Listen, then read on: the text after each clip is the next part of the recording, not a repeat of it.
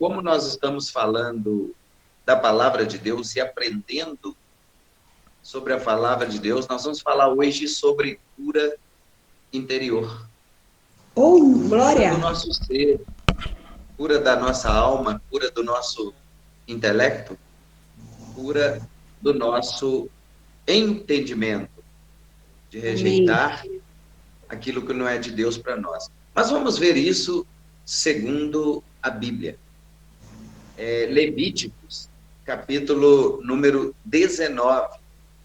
Vamos ver o que a Bíblia fala sobre esse processo que nós devemos passar por ele. Levítico 19. E nós vamos ler o versículo número 31.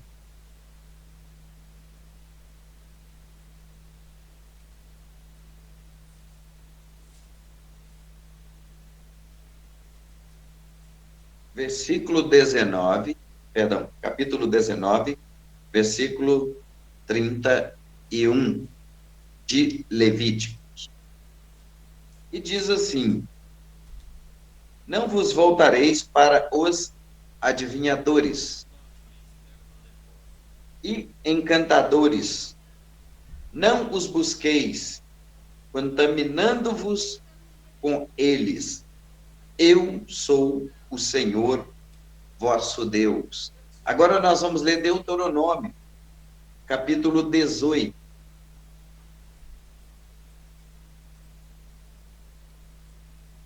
Deixa eu marcar aqui, que depois eu tenho que voltar aqui. Deuteronômio, o capítulo que nós vamos ler é o número 18.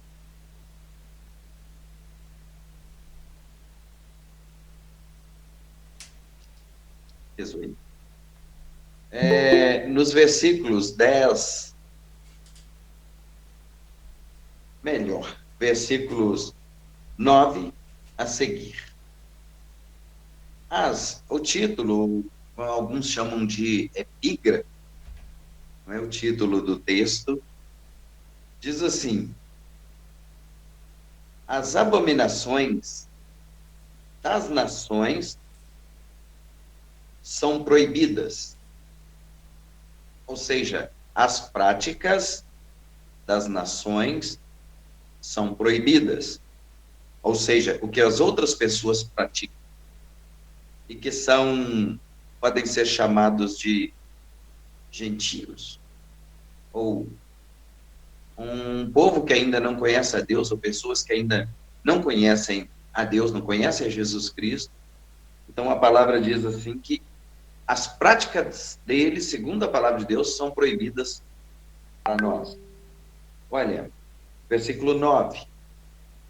Quando entrares na terra que o Senhor teu Deus te der, quando você entrar na bênção ou receber aquilo que Deus tem para você, não aprenderás a fazer conforme as abominações daquelas nações. Achará entre ti quem faça passar pelo seu filho ou sua filha, nem adivinhador, nem prognosticador, nem agoureiro e nem feiticeiro, nem encantador de encantamentos, nem quem consulte um espírito adivinhante, nem mágico, nem quem consulte os mortos. Pois todo aquele que faz tal coisa é abominação ao Senhor. E por estas abominações, o Senhor teu Deus as lança fora de diante de ti. Perfeito serás como o Senhor teu Deus, porque estas nações que has de possuir ouvem os prognosticadores e os adivinhadores, porém a ti o Senhor teu Deus não permitiu tal coisa. Amém? Glória a Deus. Então, como eu disse, hoje nós vamos falar sobre cura interior. A cura da nossa alma, do nosso ser. Porque nós precisamos. Alguém pode me perguntar assim, apóstolo, quem precisa de libertação? Quem precisa ser liberto? Nós lemos em João 8:32 que Jesus diz que quando nós conhecemos a verdade nos liberta. E se, pois, o Filho, que é a verdade, nos libertar, verdadeiramente seremos livres. E alguém já me questionou, alguém já me falou assim, pastor, eu já fui liberto, eu não preciso mais passar por cura interior, por libertação. Aí eu perguntei assim, o que Jesus falou a respeito da cruz? Jesus disse o quê? Aquele que quer vir após mim, negue-se a si mesmo e tome a sua cruz a cada dia e me segue. Então, aqui já nos dá base bíblica para nós entendermos que eu tenho que renunciar o eu, as minhas paixões, as minhas concupiscências e deletar da minha vida, né? Que palavra bonita, né? Em outros tempos, a gente falava rejeitar, lançar fora, né? Nos despojarmos de tudo. Mas hoje nós podemos falar assim: eu posso deletar, e temos que fazer isso, deletar da nossa vida aquilo que não condiz com a verdade e nem com a palavra de Deus. Mas vamos orar. Pai soberano, Pai santo, em nome de Jesus, nos reunimos, papai, diante do Senhor mais uma vez, ó Pai, neste momento importante. Eu já sou grato ao Senhor pela sua presença, porque o Senhor tem nos instruído na sabedoria da sua palavra. Obrigado por esta noite, obrigado por mais esta oportunidade. E obrigado, papai, por presenciarmos, né, mais algo maravilhoso da sua parte. Que o Senhor esteja conosco, nos abençoando, nos guardando e nos livrando de tudo que não é a sua vontade. Trabalha a nossa mente, o nosso entendimento, para que nós possamos crescermos cada dia mais em graça, em conhecimento e em temor diante do Senhor. Fica conosco nesta noite e nos dê a graça da sua bênção, nos dê a graça da sua presença, fica conosco e nos abençoe em nome de Jesus. Amém. Glória a Deus. Olha, eu quero dizer algo para vocês que eu tenho falado nos últimos tempos, não é? Então, hoje, segundo a Bíblia, não é? Nós estamos no quarto dia de Pentecostes. Tempo do cumprimento. E como eu comentei na semana passada, nesses dias são os dias de expectativas para nós, porque embora isso tenha acontecido há 2023 anos atrás, sempre nós estamos na expectativa de que algo novo vai acontecer. E vai, quando nós buscamos verdadeiramente que isso ocorra nas nossas vidas. Quando nós buscamos intimidade com Deus, quando nós oramos e clamamos o agir de Deus, não só nas nossas vidas, mas em favor de nossas vidas, né? E aí nós podemos sempre declarar: algo novo sempre acontece quando eu começo a orar. É a unção de Deus que está neste lugar. É a unção de Deus que está neste lugar. As muralhas não resistirão, o inimigo não suportará a unção de Deus que está neste lugar. É a unção de Deus que está neste lugar. A parte seguinte diz assim: algo vindo do céu arde em meu coração, explodindo em milagres e louvor, revolução e fé são curas e poder. Por quê? É a unção de Deus que está sobre minha vida, sobre a sua vida também. Então, a unção de Deus, ela tem que estar para que ocorra tudo que eu vou falar para você hoje. Então, começando aqui, o texto que nós lemos, Deuteronômio, capítulo 19, Levítico primeiro, né? 19, 31, a Bíblia diz assim: não vos virareis para os adivinhos. Como aprendemos no passado, vamos chamar de tradição dos nossos pais ou a forma que nós somos ensinados, é muito comum alguém chegar para a gente, ou até nós mesmos, eu não faço isso mais, mas já fiz, chegar para uma pessoa e falar assim: adivinha quem chegou? Não é? Adivinha o que eu vou fazer agora? E às vezes a gente até tenta, chegou fulano, você vai fazer isso, você vai fazer aquilo. Então, deleta isso da sua vida. Outra coisa que a gente engole e aceita, quando você chega perto de alguém e a pessoa fala assim, e a pessoa está em apuros, está passando por um aperto, está no desespero e fala: você caiu do céu. Deleta isso também, porque quem caiu do céu é o nosso adversário. É o opositor do propósito, é o nome do nosso adversário, do inimigo de nossas almas, né?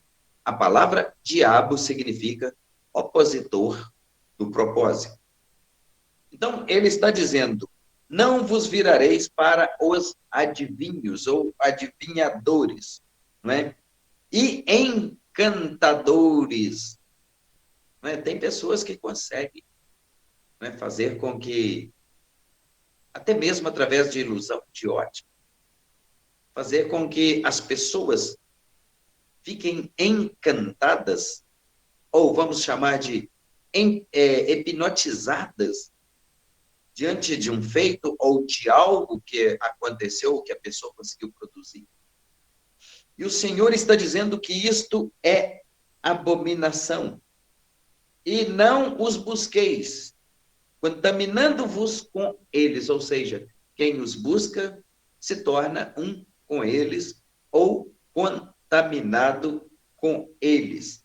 Ou seja, a palavra está dizendo assim: eu sou o Senhor vosso Deus. Então, quem estiver anotando, pode anotar aí, Deus fala. No livro do profeta Isaías, no capítulo 43, e eu acho que eu vou ter que confirmar lá. 43.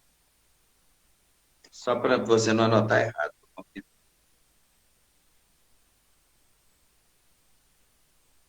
Isaías,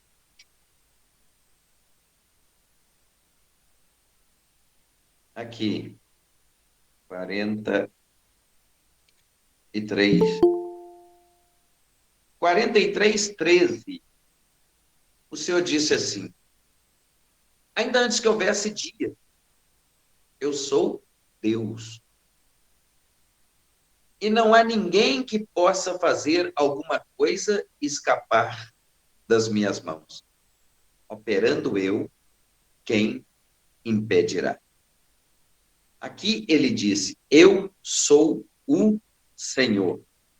Quando ele fala eu sou o Senhor, ele está se referindo às muitas maravilhas que ele pode ser na nossa vida. ou as muitas maldições também, que ele pode ser. Sério, pastor? Deus pode ser maldição na vida de alguém? Claro. Quando ele apareceu para Moisés na sarça, eu falei com isso aqui, na semana passada, quinta passada, não é? Lá no Monte Horebe, a sarça ardia. Lá no Monte Horebe, a sarça ardia.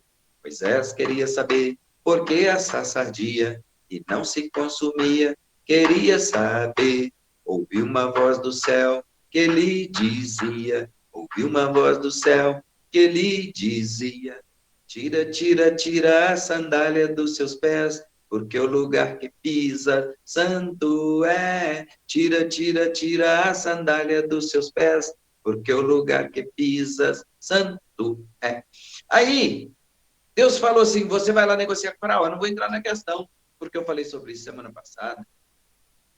Ele falou, tá bom, Senhor. Com o faraó, eu sei que eu vou anunciar o Senhor. E ele vai me ouvir. Mas e o seu povo? A quem eu devo anunciar? Por quê? Moisés sabia que o povo de Deus era um povo obstinado, um povo rebelde, um povo desobediente, um povo murmurador e um povo que desanimava com muita facilidade. Aí Deus falou, não se preocupe quanto a isso. Quando você chegar lá diante do meu povo, diga a eles, eu sou, me enviou a vocês. Eu sou, Senhor, eu sou. Fala com eles, eu sou. Fala com eles que eu sou o que eles querem que eu seja na vida deles. Se eles querem paz, eu sou paz. Se eles querem guerra, eu sou guerra. Se eles querem cura, eu sou cura. Se eles querem milagre, eu sou milagre. Se eles querem libertação, eu sou libertação. Mas eu posso ser tudo ao contrário na vida daqueles que vão me buscar da forma como desejam me encontrar. Não é? Aí você vai para o livro do profeta Isaías 45, no versículo 5, Deus dizendo, esse versículo acabou comigo, irmão. Até o dia que eu descobri esse versículo, eu achava que eu era o cara, que tudo era proveniente das minhas mãos, que eu conseguia ter habilidade para fazer todas as coisas, e que tudo era produzido por mim. Até eu descobri que ele disse, olha, eu sou o Senhor e não há outro, não há Deus fora de mim. E ele diz, eu te cingirei, eu cuido de você, eu te protejo, ainda que você não me conheça, para que você saiba que desde o nascente do sol, que desde o poente, que fora de mim não há Deus, eu sou o Senhor, não há outro. E ele disse, eu formo a luz, eu crio as trevas, eu faço a paz, eu crio o mal. E ele diz, eu, o Senhor, faço todas essas coisas. Mas agora, passando para Deuteronômio, capítulo 18, no versículo 10, perdão, 18, 10 e 11, olha só, a palavra vai dizer assim, quando entrares na terra que o Senhor teu Deus te der. Terra aqui é sinônimo do que você recebe de Deus ou que você almeja conquistar em Deus, através da sua fé, através do seu desejo de conquistar, através de você apresentar a Deus uma necessidade. Então, Deus chamou de terra aqui, porque o povo estava caminhando em direção à terra prometida. Mas para chegar lá, eles teriam que atravessar o deserto. Deserto é lugar onde se é tratado. Deserto é escola de crente. Prova é escola de crente. Dificuldade é escola de crente. Porque muitas vezes nós temos que atentarmos para essas coisas. Quando você pede fé para Deus, você acha que Deus vai te dar capacidade de orar e determinar que vai chover canivete, vai cair fogo do céu, que vai acontecer sinais, prodígios e maravilhas? Não. Quando você pede fé para Deus, Deus manda problema para você. Sabiam disso? Se quanto mais você pedir fé para Deus, mais Deus manda problema para você resolver, para ver se realmente você vai colocar a sua fé em ação. Nas nossas condições, nós temos que pedir para Deus a misericórdia, porque o deserto é lugar de tratamento. Vale é lugar de tratamento. É lugar onde nós vamos ser moldados ou lapidados. E esse povo aqui, eles estavam caminhando em direção à terra prometida. Então, para chegar na terra, era necessário enfrentar os desafios propostos, em primeiro lugar, pelo deserto, por estar no deserto, e mais do que isso, os intempéries, as dificuldades e as lutas, as batalhas que vêm, não é? Naqueles tempos, Faraó em pessoa, o diabo em pessoa, o opositor do propósito em pessoa, mas hoje, Efésios 6 diz que essa luta agora mudou. Mudou o campo, né? Mudou a modalidade, vamos dizer assim. O campo de batalha mudou. E agora é o seguinte, nós temos que buscarmos o quê? Estratégias. Por quê? A nossa luta não é contra carne nem sangue, mas contra principados e contra potestades. Então, no deserto, olha só o que tem no deserto. Lugar de sequidão, lugar de calor escaldante, temperatura às vezes baixíssima à noite, e serpentes, escorpiões e outros animais peçonhentos. Agora, vamos comparar eu e você com uma vida no deserto, uma vida de dificuldade, convivendo com animais peçonhentos, que pode ser também traduzidos como nossos adversários, porque vem para ferir e causar dor, causar tristezas e aborrecimentos.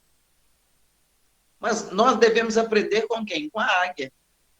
Você sabia que quando a águia vai combater uma serpente, ela não combate ela no território dela? A águia, quando quer combater uma serpente, ela pega ela, tira do território dela e leva ela para as alturas. Ali ela neutralizou as forças da serpente. E a serpente pode se retorcer toda, que se ela escapar das garras da águia, ela vai espatifar no chão. Todo jeito é morte garantida. Aqui nós entendemos em que, por exemplo, nós então fomos chamados para combatermos o bom combate. Não é? Quando a gente vai, né, por exemplo, como a águia fez com a serpente, tirou ela do território dela, da área que ela domina, e levou para as alturas, é assim que nós temos que fazer, com relação a vencer o nosso adversário, o opositor do propósito. Combater ele, não aqui, mas aonde? Nas regiões celestiais. Como que se vai para regiões celestiais para um combate que você com certeza sairá vencedor? No joelho dobrado. Agora a guerra é espiritual. A batalha é espiritual. E aí Deus nos dá a orientação na palavra, quando nós lemos Deuteronômio 18:10, quando entrares na terra que o Senhor teu Deus te der, não aprenderás a fazer conforme as abominações daquelas nações. Ele está dizendo, olha, não aprenda as mandingas, não aprenda os costumes deles, não aprenda as obras que eles praticam, não aprenda as coisas que eles praticam, não aprendam a falar palavrões, não aprendam a maldizer com eles, não aprendam a murmurar com eles, mas o Senhor teu Deus quer que você se posicione diante dele, aprendendo, sim, mas o que ele ensina na sua palavra. Então, é palavra de Deus. Saiu da palavra de Deus, é abominação, é costumes pagãos. Não tem nada a ver comigo, nem com você. Não tem nada a ver, mas fulano falou isso, está na Bíblia. Tem base bíblica, tem respaldo bíblico, está registrado na Bíblia, então você aceite. Fulano falou isso e falou aquilo. Toda vez que alguém chega para mim, fulano falou isso, falou aquilo, e falou aquilo outro, falou aquilo outro, eu não sou bobo. Se for um assunto mesmo, uma palavra que talvez eu não tenha conhecimento dela, do significado dela, talvez por uma conotação diferente, eu vou consultar o significado daquela palavra. Para eu não me envolver com situações que podem ser anátema diante de Deus, ou seja, maldito, uma situação de maldição, de contrair maldição para a minha vida. Então, olha só o que ele disse: entre ti não se achará quem faça passar pelo fogo seu filho ou a sua filha. Por causa de quê? Era muito comum naqueles tempos os povos, os pagãos, que não tinham intimidade, eles faziam sacrifícios de criança, ofereciam crianças a uma entidade, um demônio chamado Moloque, e sacrificavam as crianças a essas entidades, e o sacrifício era de várias formas. E às vezes oferenda, às vezes esquartejando, às vezes, né, no fogo, queimando no fogo, como se queimava os animais naqueles tempos para oferecer cheiro agradável, suave às narinas do Senhor, também se sacrificavam as crianças. Então Deus falou: olha, não façam isso com os seus filhos. Por isso que Deus, ele instituiu a família, e ele fez com que a família progredisse, fez com que a família crescesse, e instituiu a circuncisão, para que não houvesse esterilidade no meio do povo, para que o povo crescesse, para que o povo prosperasse, para que o povo produzisse, para que eles tivessem muitos filhos e não sacrificassem os seus filhos. Quem está sacrificando os seus filhos lá no terreiro, lá não sei aonde, aos ídolos, às entidades, aos demônios, são povos pagãos, são povos que não têm conhecimento na palavra de Deus, então oferecem seus filhos em sacrifício às entidades. E mais, olha só, nem adivinhador, né? Eu falei aqui sobre adivinhação, isso não é de Deus. Você vai procurar alguém que adivinha alguma coisa, adivinha quem chegou, etc. Parece ser uma brincadeira, mas não é. Por quê? Ah, não, eu não sou adivinho. Não, está repreendido isso em nome de Jesus. Eu não vou adivinhar nada. Não aceito isso. Não é? Nem prognosticador. Não é? O que significa prognosticador? Significa aquela pessoa que te dá um resultado antecipadamente. Por Deus? Não. Deus revela, é claro. Amós 3:7. Certamente, o Senhor Jeová não fará e nem permitirá acontecer coisa alguma, sem antes revelar os seus segredos aos seus servos, os profetas. Mas prognosticador é aquele que não é pela ciência de Deus, não é por revelação, como um profeta Deus fala aqui na palavra, mas alguém que não tem intimidade com Deus, não conhece a Deus, mas te dá um resultado que não é proveniente de Deus. Então, esteja fora disso aí. Nem agoreiro e nem feiticeiro.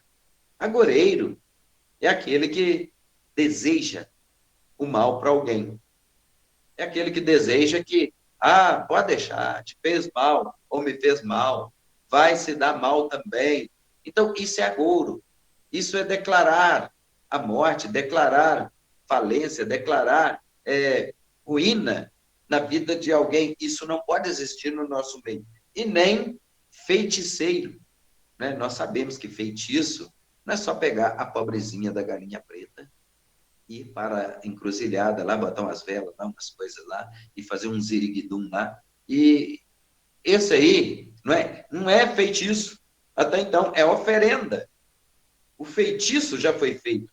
O pacto já foi feito. Isso aqui é o preço que a entidade exigiu para cumprir, se é que ela pode, aquilo que a pessoa está pedindo, está oferecendo algo em troca.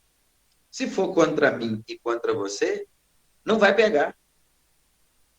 Porque a minha Bíblia diz que contra o povo de Deus, contra os filhos de Deus, contra os escolhidos de Deus, não vale encantamento. Sobre tua vida, meu irmão, não vale encantamento. Sobre tua vida, meu irmão, está as bênçãos do Senhor. Então, a Bíblia diz que contra os escolhidos de Deus, contra os filhos de Deus, contra o povo de Deus, não vale encantamento, né? E mais, e nem quem consulte um espírito adivinhante, não é? Isso nós sabemos, nós lemos na Bíblia, né? Quando Saul vai consultar a feiticeira lá de Endor e levanta uma entidade, um demônio lá, mas para enganar, parecia que estava vestido com uma veste sacerdotal e etc e tal. E quando ela deu essa explicação para Saul, você falou, é Samuel mesmo, é Samuel mesmo. E não era nada. Era alguém que ia falar para ele fazer alguma coisa, que isso levaria ele à perda, não só do seu reinado, mas à morte. E aí nós vamos ver aqui, olha, e nem mágico, nem quem consulte os mortos ou os necromantes, né? De magia a gente não precisa nem falar, né? E de necromancia, né? De quem consulta os mortos. Pois todo aquele que faz tal coisa, abominação ao Senhor, é abominação. E por estas abominações o Senhor teu Deus lança fora de ti, de diante de ti, todos esses que praticam tais coisas. Perfeito serás como o Senhor teu Deus, porque estas nações que has de possuir, ou seja, o lugar que Deus vai te plantar, o lugar que Deus escolheu para você, né, crescer, se destacar, prosperar, produzir, o lugar que Deus escolheu para você ser a diferença, não é? Então Deus está falando aqui, estas nações que has de possuir, o lugar que você, o território que você vai plantar a planta dos seus pés, não é? Ouvem os prognosticadores e os adivinhadores, porém a ti o Senhor teu Deus não permitiu tal coisa. Ou seja, Deus não permitiu que nós praticássemos nenhuma dessas coisas. Mas nós sabemos que Jesus Cristo, ele veio por mim e por você. Vou beber água. Por mim e por você. E ele sabe de tudo que diz respeito a mim, tudo que diz respeito a você. E mesmo assim, ele nos ama. Nos escolheu como nós somos. Porque ele quer nos curar. Por isso que eu falei que o assunto de hoje é cura interior. É cura do nosso ser, é cura da nossa alma, é cura do nosso intelecto. Tudo que eu estou falando aqui, se eu pregasse o capítulo 12 de Romanos, era o suficiente. Mas, o que ele quer curar? Como ele quer nos curar? 1 Timóteo, capítulo 2, versículo 5, diz assim, só há um mediador entre Deus e os homens. Jesus Cristo, homem, natureza humana, feito homem, e veio para que essa mediação seja cumprida, não é? E 1 Coríntios, capítulo 6, versículo 10, a palavra diz o quê? Não erreis. Deus não se deixa escarnecer, porque tudo que o homem semear, tudo isso ele vai colher. Não é? Aí nós aprendemos o quê? Primeiro, qual que é o propósito da vinda de Jesus? Ser o mediador. Porque sendo o mediador, está claro que ele quer o quê? Nos dar a vida eterna. Sendo o mediador. Então, quando o apóstolo Paulo fala, 1 Coríntios 6, 10, ele fala, não erreis. Ou seja, para nós herdarmos as coisas que Jesus tem preparado para nós, nós precisamos semear também, e começando por nós, aquilo que vai nos garantir, né, essa mediação, ou esse direito de estarmos juntos, né, com Jesus, por Jesus, através de Jesus, com o Pai.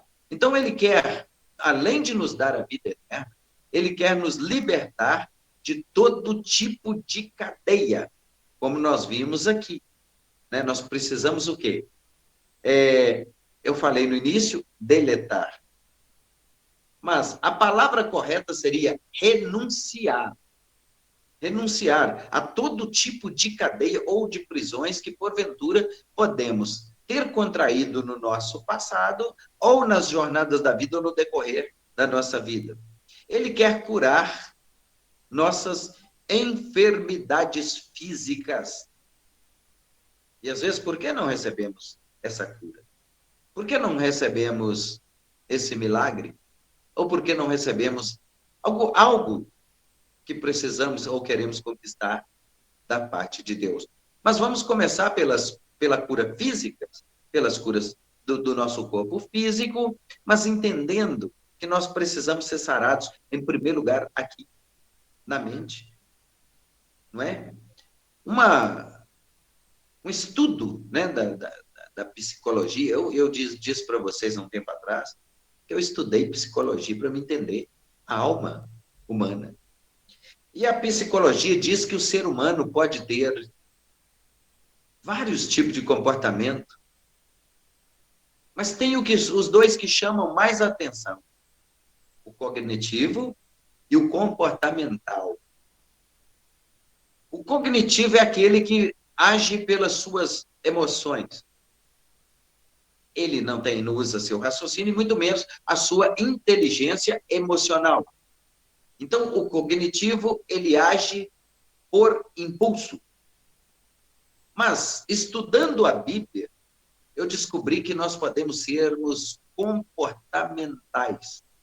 Ou seja, de acordo com a natureza humana, que tem domínio sobre si, sobre os seus atos, sobre suas práticas, sobre seus gestos, sobre suas palavras, sobre suas atitudes. Nós podemos ser comportamentais. Às vezes temos vontade de falar alguma coisa e não falamos. Por quê? Por medo? Em parte, sim. Porque toda ação tem uma reação. E uma palavra lançada, nós vamos ter retorno dela, positivo ou negativo. Nós vamos ter retorno dela. Então, em primeiro lugar, nós temos que buscarmos sermos curados fisicamente, ou melhor, mentalmente primeiro, o nosso intelecto primeiro, porque não sei se alguém já viu falar aqui, é uma frase muito usada pela medicina, pela psicologia, que quando a mente está sã, o corpo também é sã. Mente sã, corpo sã. É muito usado também pelas instituições que trabalham, né, o físico, trabalham o corpo, ginástica, etc., né? É muito usada essa frase, mente sã, corpo sã. Então, nós vamos ser sarados aonde? Em primeiro lugar, na nossa alma. Aí sim, ele vai curar as nossas enfermidades físicas. Porque nós adoecemos, em primeiro lugar, aqui. Nós adoecemos, em primeiro lugar, aqui. É o nosso campo de batalha. É onde nós vencemos nossas lutas, é onde nós vencemos nossas dificuldades, é onde nós vencemos o nosso adversário. Em primeiro lugar, aqui. Depois é que nós vamos vencer quando nós buscamos em Deus. Quando nós buscamos em Deus, agora, a restauração para o nosso ser. Por quê? Tem degeneração física, não é? Tem as várias formas que nós sofremos, as perdas do nosso corpo, do nosso organismo, aí nós vamos sofrer perdas espirituais, nós vamos sofrer perdas físicas e também as mentais. Podemos entender isso com os 3 tipos de maldição que o ser humano pode viver, não é? Ou os 3 tipos também de depressão, não é? As maldições voluntária, hereditária e involuntária, não é? E também as depressões físicas, químicas e espirituais. Então, é a forma de mapearmos. O que é isso, pastor? Através de conversarmos com a pessoa. É um negócio muito interessante que quando nós conversamos com uma pessoa, a forma que ela olha para você, ou a forma que ela reage diante de uma colocação, os gestos, né? Às vezes, os olhares, nós já podemos diagnosticar ali alguma coisa, de acordo com o comportamento da pessoa. E aí entra a parte que a psicologia diz que nós podemos ser comportamentais. O que significa isso? Eu tenho domínio sobre mim. Quando o apóstolo Paulo fala, né? 1 Coríntios 6,10. Não erreis, Deus não se deixa escarnecer. Tudo que o homem semear, isto ele vai colher. Entendeu? Aí eu, como comportamental, eu posso determinar o que eu quero colher, eu posso semear aquilo que eu preciso ter o resultado. Então, além de tudo, né, nos libertar, além de ele quer nos dar a vida eterna, ele quer nos libertar de todo tipo de cadeia e também curar nossas enfermidades físicas. E ele quer remover toda tristeza e toda mágoa. O que é isso? Ele não quer deixar nada no nosso coração que pode nos adoecer. Então, Jesus é especialista em fazer isso, em limpar o nosso coração, purificar o nosso coração, até que, na orientação dele, quando o Consolador viesse, quando o Espírito Santo viesse sobre nossas vidas, ele não podia encontrar nada no nosso coração, porque senão ele não habitava. Esse é um método de cura que Jesus deixou naturalmente para nós, ou seja, pode ser praticado naturalmente por nós. Quando entendemos isso, então, ele, né, quer remover toda tristeza e toda mágoa. Removendo isso, a alegria entra. Aí você pode sair por aí falando assim: a alegria está no coração de quem conhece a Jesus. A verdadeira paz só tem aquele que já conhece a Jesus. Um sentimento mais precioso que vem do nosso Senhor é o amor que só tem quem já conhece a Jesus. Então, pronto. Ele quer curar primeiro os nossos traumas internos. Ele quer nos sarar, em primeiro lugar, no nosso interior. Porque assim, né, o Espírito Santo vai ter liberdade. E quando o Espírito Santo tem liberdade e ele entra, aí as nossas práticas são de vida, são de transformação de vida, são de mudança de vida. Ele quer nos sarar também de todos os males emocionais, como eu disse aqui, né? Se nós temos, mas não usamos a inteligência emocional, nós vamos usar no sentido contrário, e os danos são irreparáveis ou irreversíveis. Então, quer dizer, antes de qualquer coisa, sarar-nos, né, de nossos males emocionais. Toda vez que a gente vai conversar com uma pessoa, a pessoa às vezes é apresentada para a gente com traumas, com problemas, com coisas que a gente pensa assim, misericórdia. Quantas pessoas seu pai matou, quantas pessoas sua mãe matou, quanta macumbaria houve nos seus antepassados, quantas pessoas, quanta coisa ruim praticaram, etc, etc, etc. Quando você vai mapear, você vai ver que não é nada disso. Não é nada disso. A pessoa só precisa sarar aqui, ó. E não precisa de remédio, não precisa de dinheiro, não precisa de nada. É só curar a mente, não é? E ele quer nos levar, né, nos livrar também das nossas recordações penosas, né? Quando a gente tem recordação penosa, vamos comparar isso a mágoa, e você conversar com a pessoa sobre um determinado assunto, e ela desaba, ela chora, ela faz, né, um drama que você pensa assim, isso aconteceu agora mesmo. Né? Isso aconteceu e essa pessoa ainda não se recuperou, né, do trauma. Mas, na verdade, isso é coisa que está gravada no subconsciente e a pessoa, toda hora que ela tem a oportunidade, ela traz aquilo à tona. E quando aquilo vem à tona, a pessoa, ela, além de sofrer, ela preocupa quem está à sua volta. Não é? Vamos dizer, vou dar um exemplo para vocês que vocês vão entender o que eu estou falando. Quando alguém sofre um acidente, ou tem uma fratura, ou uma cicatriz, igual eu tenho uma, eu tinha 7 anos de idade quando eu adquiri essa cicatriz. Deixa eu ver como que eu vou fazer para vocês verem. Ela, aqui, ó. Aí, ó, dá para ver. Eu tinha 7 anos de idade. Doeu muito, saiu muito sangue. E eu falei, misericórdia. Mas depois que sarou, cicatrizou, acabou. Acabou. Só que toda vez que eu olho para ela, eu me lembro do que aconteceu. Mas não dói mais. Limpar, né? Ou nos livrarmos, ou livrar a nós mesmos das recordações penosas, como essa cicatriz aqui. Doeu? Doeu. Agora, eu sinto dor quando eu vejo? É, mas não sinto dor. É a mesma coisa de retirar de sobre nós o jugo, quando devemos liberar perdão para alguém ou pedir perdão para alguém. E aí você como essa cicatriz aqui, ó. Perdoar não é esquecer, é lembrar sem sentir dor. Então, quer dizer, você perdoou, não quer dizer que você tem que esquecer. Não quer dizer que você nunca mais vai lembrar disso. Mas toda vez que você lembrar, não vai doer mais. O coração está purificado, né?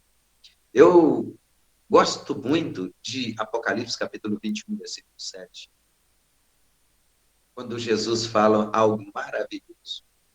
Quem vencer herdará todas essas coisas. E eu serei o seu Deus, e ele será o meu filho. Ou seja, Jesus está falando de vida eterna, ele está falando de cura, ele está falando de salvação, ele está falando que quem vencer não vai viver a segunda morte. Mas quando a gente lê Apocalipse 21, 7, eu vou ler para vocês, anotem, mas eu vou ler para vocês o que ele falou nesta palavra, que é uma palavra que deve ser uma palavra rema para nós, mas olha só, o que ele diz